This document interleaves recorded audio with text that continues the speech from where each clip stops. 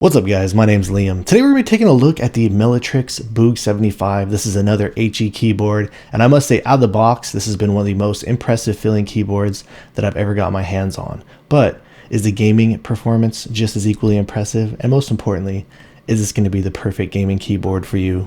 Let's check it out.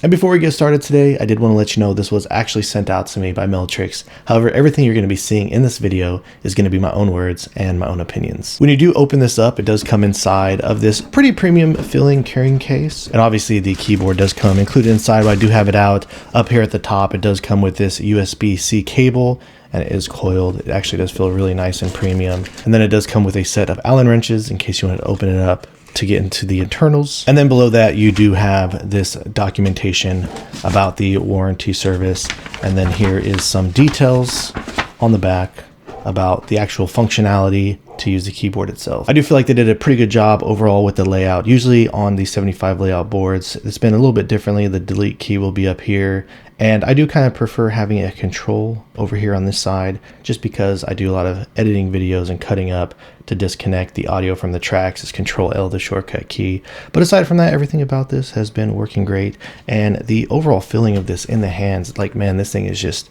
it's so solid.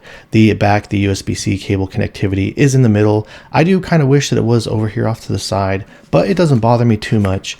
And here's a look at the bottom. I mean, just everything about this, the attention to detail on it, it just looks absolutely incredible. I love this colorway, this teal and black. It really does pop, and it really fits my style perfectly. It does sit up a little bit higher in the front, coming in at about 22 millimeters. So everything about the angle of this actually really does feel great when you're using it to type on or to game.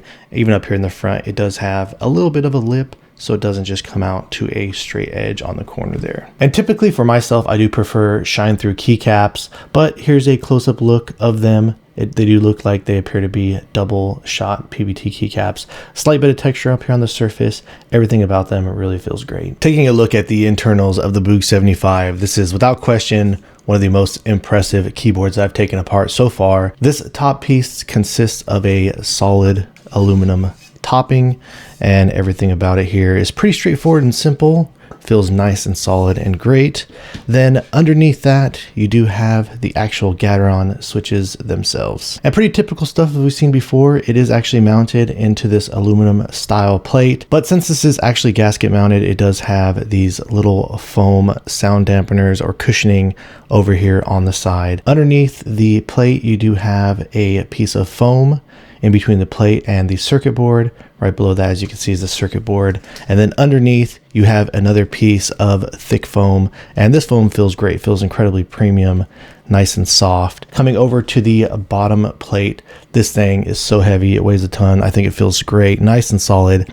So underneath that, you do have this additional piece of sound dampening foam. And then right over here is where you actually plug in the circuit board to make sure you can enable that USB-C port. And just so you guys know, if you're curious on opening this up, the feet that come in the bottom, they just simply pop right out, and then you have these little screws in here to actually mount everything in place. And here's a look of the GATERON KS37B switches that do come included inside this. And taking a look at these up close, you can see some lube on here. These do come in a little bit lighter than the switches that are on the Wooting and the Drunk Deer, where those are rated at an initial force of 40, a bottom out of 60. These are an initial of 30 and a bottom out of 50, but these do have this dual rail design. I do really like the feeling of these a lot. They feel incredibly stable, and they don't have a whole lot of stem wobble. So now let's go ahead and drop a sound test so you can see what this sounds like.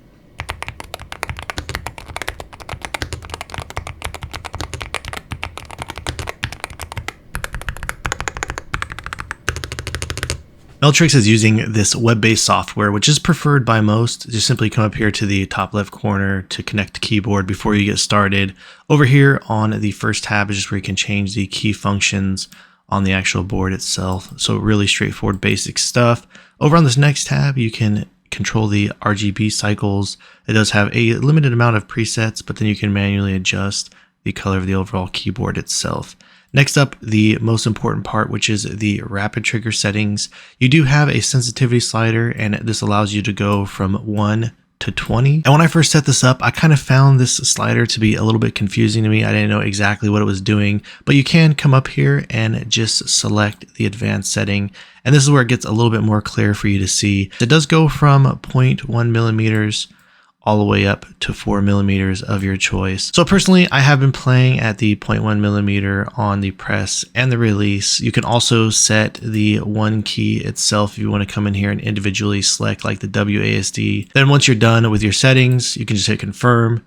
You'll get a pop-up down there confirming that has confirmed the settings. But one thing to keep in mind is I really do feel like this is just really basic settings, considering the fact that you can only adjust the make and break. Hopefully in the future, they'll come out with more advanced settings to where you can set the first initial press. Like for example, if you wanted to set all the keys to 1 millimeter, and then after that have the release be 0.1 millimeter and the repress at 0.1 millimeters until you completely release the switch to reset it, that would be great. So just really basic and standard type of rapid trigger settings here. So the next tab, you have this advanced key function, and then over here on the right, you do have macro settings as well. I don't see any type of DKS setting or anything like that where you can activate multiple commands off of one key. So hopefully in the future they can add more functionality, but right now just real simple basic stuff. When it comes to the performance of the Meletrix Boog75, I was comparing this to other offerings that are currently out there. I did put it up against the Wooting 60HE.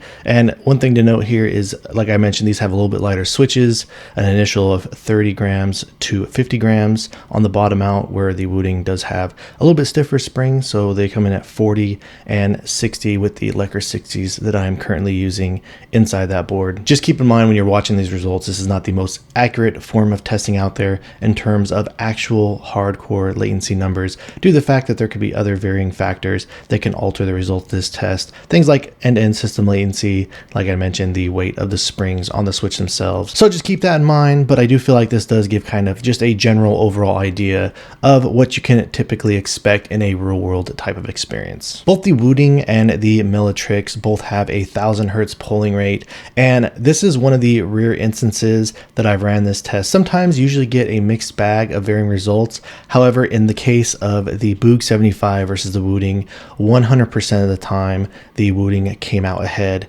in both the press and the release. When I am performing these tests, I drop all the settings as low as possible. I'm getting around an average 600 frames per second in Overwatch. I also have a 360 hertz monitor, an RTX 4090, so I do everything I can to get my system latency as low as possible. I also put these boards on their own USB host controller to try and prevent any other type of interference. Alright guys, so that about wraps things up. In the case of the Meletrix Boog, out of the box, everything about this feels absolutely hands down like the best feeling type of keyboard I've ever used. It has the best sound, the softest typing. But when it comes to performance in terms of latency and type of features that are in the software, I do kind of feel like there is a little bit more room for improvement there with Meletrix. So, you know, this is a very new board. This is their first offering into the HE market. So hopefully in the future, we can get a little bit better latency results, you know, a little bit more options there as far as actual gaming options go through the software itself. At the end of the day, you just got to ask yourself, you know, are you somebody who's really sensitive to the latency, wants to play with the fastest gaming peripherals out there? Do you notice a difference between 1K and 8K? Even though in terms of a keyboard and a gaming mouse, I do really feel like those are two completely different things. I do feel like myself personally that I do notice latency.